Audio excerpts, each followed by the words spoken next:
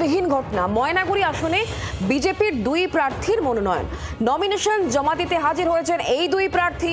জলপাইগুড়ি জেলা শাসকের কার্যালয়ে দুই প্রার্থীর মনোনয়ন জমা দিলেন বিজেপির কৌশিক রায় এবং পরে ডালিম রায়। তিনিও যান এবং তিনিও মনোনয়ন জমা দিয়েছেন। দুই প্রার্থী তারা দাবি করছেন মনোনয়ন জমা দিয়েছেন বিজেপির হয়ে। অবাক করা কাণ্ড, দুজনই বলছেন তারা দুজনই প্রার্থী। কৌশিক রায় এবং ডালিম রায় দুজনই মনোনয়ন পেশ করেছেন। ডালিম রায় বিজেপি প্রার্থী, তার বক্তব্য কি শোনাবো। আমি ভারতীয় জনতা পার্টির বিধানসভা মনোনয়ন জমা দিলাম। দাদা একটু আগে আরেকজনও দাবি করলো বেরিয়ে এসে বিজেপির হয়ে একজনই প্রার্থী হয়। এখন কেউ যদি দাবি করে আমিও বিজেপি, উনিও বিজেপি, উনিও বিজেপি, পাঁচজনও দাবি করলে করতেই পারে। আমরা আজকে সিম্বল সমেত মনোনয়ন জমা করেছি। ডালিম রায়ের বক্তব্য শুনলেন, যিনি মনোনয়ন জমা দিয়েছেন তার বক্তব্য আমরা শোনালাম। আমরা কথা বলবো, আমাদের সঙ্গে প্রদ্যুৎ রয়েছেন, আমাদের প্রতিনিধি একেবারে সরাসরি। প্রদ্যুৎ, আমরা তো জানি একটা কেন্দ্রে একজনই প্রার্থী হয় একটি রাজনৈতিক দলের, এক্ষেত্রে দুজন একই কথা বলছেন, একই দাবি করছেন। দিন চারেক আগে যে চতুর্থ তালিকা প্রকাশ করা হয়েছিল বিজেপির তরফে, সেখানে কৌশিক রায়কে তো বদলে ডালিম রায়কে প্রার্থী করা হলো, তারপরেও এই কনফিউশন কেন?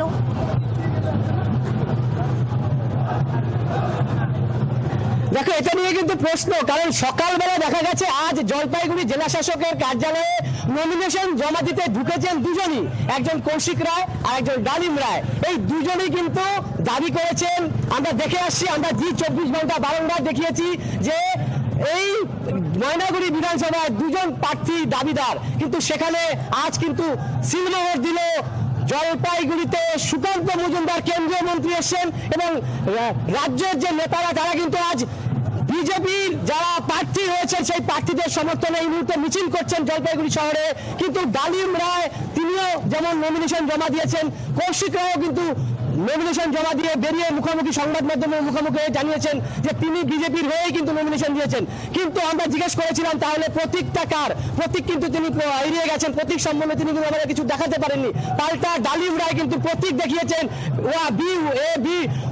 এই যে দুটো ফর্ম, যেই সিম্বল, যে পার্টির যে প্রতীক, সেই প্রতীক কিন্তু দলীয় প্রতীক তিনি আমাদের দেখিয়েছেন। এবং সুকান্ত মজুমদারের সঙ্গে আমরা কথা বলেছি, এই জলপাইগুড়িতে তিনি কিন্তু মিছিলে হাঁটছেন, সেই র্যালিতে ভোটের যে প্রচার চলছে সেই র্যালিতে সুকান্ত মজুমদার আমার পেছনে র্যালি এবং এই নেতৃত্বরা কিন্তু সেখানে আছেন। সুকান্ত মজুমদারে জানিয়েছেন যে যেহেতু দলীয় প্রতীক ডালিম রায়ের, সেই ডালিম রায় কিন্তু প্রার্থী এবং তিনি কিন্তু লড়ছেন ময়নাগুড়ি বিধানসভার এই আসনে। তবে কৌশিক রায় কেন, কি ব্যাপার, তারা কিন্তু পরিষ্কার করে বলেনি। যে কেউ নাকি প্রার্থী পদ তারা নমিনেশন দিতে পারে, তবে যার কাছে প্রতীক তিনি কিন্তু দলীয় প্রার্থী, এমনটাই কিন্তু জেলা এবং রাজ্য নেতৃত্ব জানিয়ে দিয়েছেন। এই মুহূর্তে রয়েছে আমার পেছনেই দেখতেই পাচ্ছ সেই ছবি, জলপাইগুড়িতে বিজেপি যারা নেতারা রয়েছেন এবং সুকান্ত মজুমদারের উপস্থিতিতে একটা বিরাট র্যালি হচ্ছে।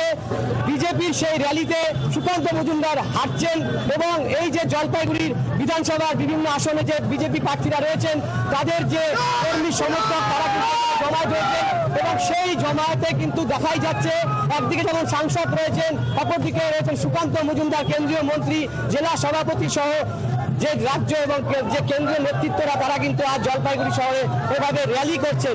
এক কথা বলা যেতেই পারে, একদিকে কিন্তু কৌশিক রায় কিন্তু দাবি করছেন তিনি বিজেপির হয়ে ময়নাগুড়ির প্রার্থী, তিনি কিন্তু ফেসবুকে পোস্ট করেছেন এবং নমিনেশনের ছবিও দিয়েছেন, সেই ফেসবুকে আমরা দেখতে পেয়েছি। তবে সিলমোহর কিন্তু দিয়েছে ডালিম রায়কে সুকান্ত মজুমদার, এমনটাই আমাদের জানিয়েছেন ক্যামেরার মুখোমুখি হয়ে। একদমই প্রদ্যুৎ, আমি একটু জানার চেষ্টা করব, প্রার্থীদের হয়ে প্রচার করছেন এই মুহূর্তে সুকান্ত মজুমদার কেন্দ্রীয় শিক্ষা প্রতিমন্ত্রী, তার সঙ্গে কি ডালিম রায়ও রয়েছেন এবং সুকান্ত মজুমদারের সঙ্গে কথা বলে কি এটা জানা সম্ভব প্রার্থী বদল করে দেওয়ার পরও কৌশিক রায় কেন মনোনয়ন জমা দিলেন, এই কনফিউশনটা কেন তৈরি হলো?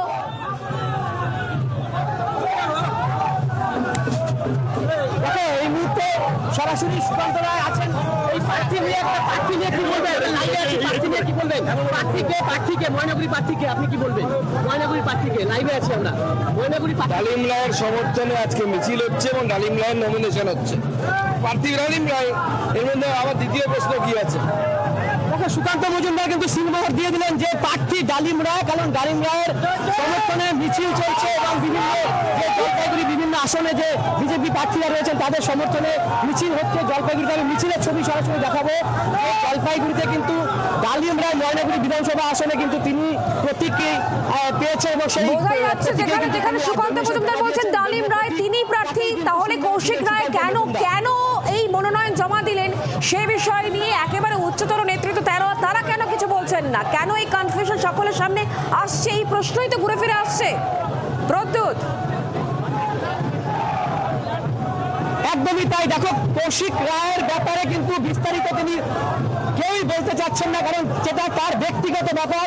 তারা জানিয়েছেন নেতৃত্বরা যে যদি কেউ প্রার্থী পদে কেউ নমিনেশন জমা দিতে চায় তার ব্যক্তিগত ব্যাপার, কিন্তু দলীয় সিম্বল কার কাছে রয়েছে সেটাই কিন্তু সব জানিয়ে দিয়েছেন। ডালিম রায়কে সেই প্রতীক দেওয়া হয়েছে বিজেপি তরফ থেকে, দলীয় প্রতীক। ডালিম রায় এখন ময়নাগুড়ি বিধানসভার প্রার্থী, সেটা কিন্তু আজ নমিনেশন জমা দিয়ে সেটাই সুকান্ত মজুমদার শুধু নয়, জেলা নেতৃত্ব, কেন্দ্রীয় নেতৃত্ব এবং রাজ্য নেতৃত্ব কিন্তু একই বক্তব্য। তবে কৌশিক রায় একদম কিন্তু বোঝা যাচ্ছে। তিনি তুমি নজর এখনো রাখো। দাবি ধন্যবাদ করছেন যে আমাদের সঙ্গে তিনি সরাসরি থাকার জন্য। আর এই গোটা বিষয়ে তৃণমূল নেতৃত্ব তাদের কি বক্তব্য, কি বলা হচ্ছে শোনাবো। তারা নিজেরা ক্ষমতা আঁকড়ে রাখার জন্য তারা নিজেরা নমিনেশন দিয়ে যাচ্ছে। তার মানে মানুষের কাছে এটাই বার্তা যাচ্ছে যে এরা ক্ষমতা নিতে জানে, এদের দলের কোনো কন্ট্রোল নেই, বিজেপির কোনো কন্ট্রোলের বাইরে পুরো দলটা। তাই মানুষ সেটা বুঝেও গেছে, আর মানুষ বিজেপিকে পছন্দ করে না। আর ময়নাগুড়ির রামমোহন রায় একজন যোগ্য প্রার্থী, সারা বছর মানুষের পাশে থাকে, তাই তার জয় নিশ্চিত। বাংলার আওয়াজ, বাঙালির আবেগ, জি 24 ঘন্টা।